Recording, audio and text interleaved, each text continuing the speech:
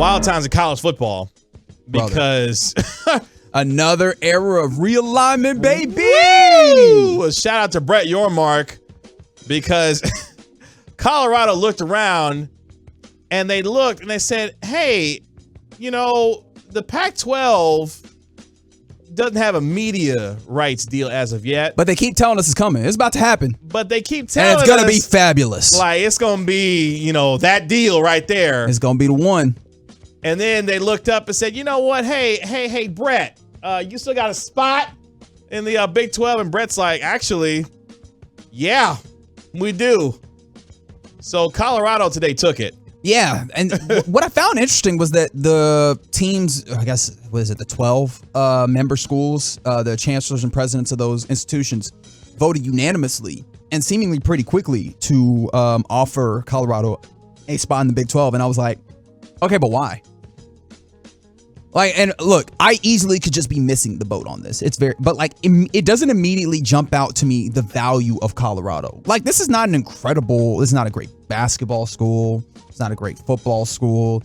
Like, there's not really an intrinsic value in my mind. So I was interested outside of look, you can speak about Coach Deion Sanders, Coach Prime, as he liked to call himself. That's the value. But that's the thing, like that's the value. That's not a good reason to admit somebody into a conference. Like that's making a year-to-year decision, or that's making off of a year-to-year basis a decision that spans decades upon decades. At least you hope, right? The way the landscape is changing, it might be a 5-year decision. But that's not enough. In fact, if Deion Sanders does well at Colorado, he would rightfully and smartly move away from Colorado, and then what would you have?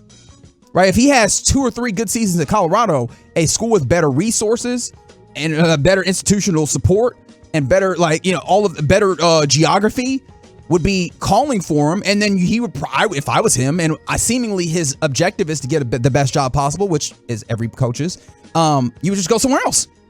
And then what would you have? You would have the Colorado Buffaloes. So the idea would be for the Big 12, you're going to leverage as much of that as you can while Deion is still there. And if he does ultimately have that kind of success at Colorado, what does that not only do for the popularity of their program specifically, but the fact that that coach with that profile has that success in that conference and what it does for the overall landscape of the entirety of the Big 12. That to me is the pull here when it comes to Brett Yormark, who is the Big 12 commissioner, and being able to poach Colorado and bring them back home to the Big 12. Of course, Colorado's planning to exit the Pac-12 to join the Big 12 in 2024. The school officially announced today. Now, you know what I could point to?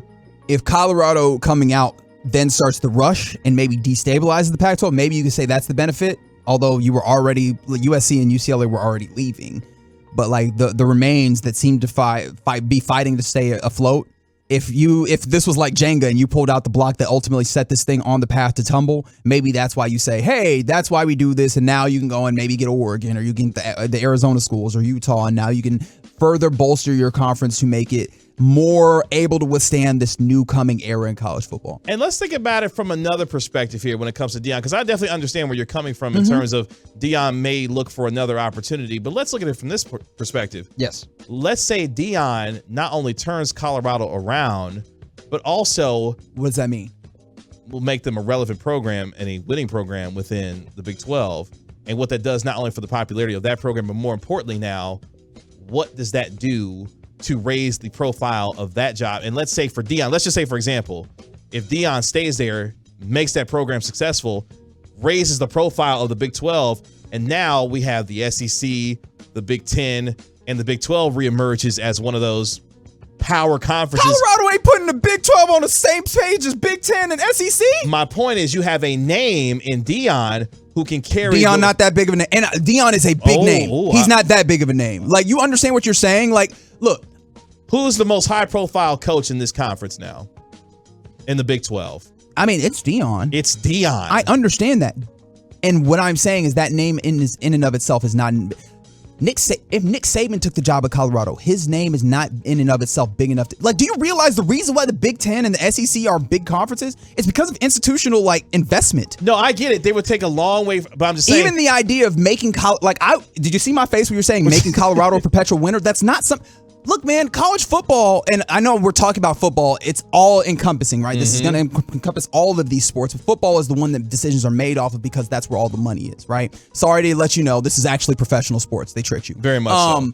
But when it comes down to it, man, like, the teams that win usually are teams that are the schools that are big and that have investment and that have money. If you see it, and maybe this changes a little bit, but like if you see a team that has a somewhat sustained run of excellence and they are not like an institutional powerhouse, you will find very quickly that sanctions are coming because they cheated, right? Like that's not how this works. That's how this game works. Sorry to tell you, right? I understand a lot of people like the underdog story or the idea that someone's going to come up out of nowhere and make something pop and shake up the institution. That's not really how this works. Like college football is very much about the institutions, and the teams that like don't fit into that were able to do things like say in Nebraska over, in back in the day. The way they were able to do that was finding a market inefficiency. And Nebraska was like, hey, those schools that don't want to let good players come because they have bad grades, we don't give a damn about your grades. Come over here. Colorado fit into that. You don't do that anymore. Like there are now NCAA standards that you cannot shirk. I don't think that there exists a way for Colorado to find a market inefficiency to make them a big enough star to raise the Big 12. And that's the point that I'm ultimately making. Well, Yormark saying today on the Joel Klatt show, quotes, I truly want to be a national conference, end quote. Obviously talking about Big 12, Colorado joining and rejoining the Big 12, I should say.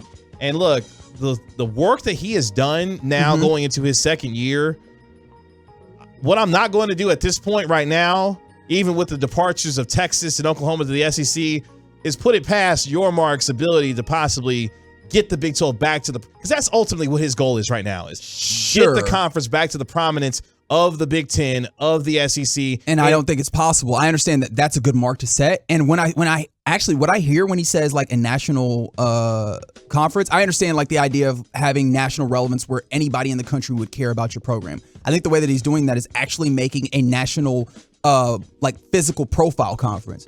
I'm talking about coast to coast, baby. They're covering a lot of ground now. I think that might be the way that they're going about this, where you're not going to beat the SEC and the Big Ten when it comes to prominence of the institutions themselves, but the idea of maybe making a conference that has relevance in all of the regions of the country. And maybe that's the opportunity he sees there in terms of finding something different outside of the SEC and the Big Ten and what they do and being able to be a more national conference. But look, I'm loudly skeptical, but I also don't know anything, right? Like I'm not the person who ultimately dictates this. We'll see this as it goes, but as somebody who has really enjoyed college football for a long time, and I've done a decent amount of watching this, I don't see this as like any level of gotcha move. It could be helpful. Like some of this is just having a big enough conference to do all of these things, right? But I'm interested to see where the Big 12 ends up. The Pac-12 issuing a statement today. The Pac-12 is comprised of world-leading universities and athletic programs who share a commitment to developing the next generation of students, blah, blah, blah, blah, blah. We are focused on concluding our media rights deal and securing our continued success and growth. Immediately following the conclusion of our media rights deal, we will embrace expansion opportunities and bring new fans, markets, excitement, and value to the Pac-12. The question is, Pac-12, when are you going to get your media rights deal done? It's an unserious conference, man. It's because right now we're watching the real time, I think, disintegration of the Pac-12. Because what's to stop Oregon, Washington, Arizona State? What's to stop any of these schools from looking at their situations and saying, well, if Colorado can get the hell out of here, well, what are we waiting on? Because clearly Colorado was not willing to wait on the Pac-12 to get their media rights. Hubris. It would be the hubris of those institutions to think that they can buoy this thing on their lonesome. Ooh. And it would be just that, hubris. I pity them if that would be the way that they go about this, honestly. Yeah, because once USC decided to take their bags to the Big Ten, yikes. But that's the state of college football right now. Realignment aplenty across the sport. Colorado back in the Big 12. I wish my Missouri Tigers would come with them. That's y'all, you tired of them whoopings over there? They pay well though. By the way, that's another thing that Colorado's getting. I believe it's a $37 million, rights share. Yeah.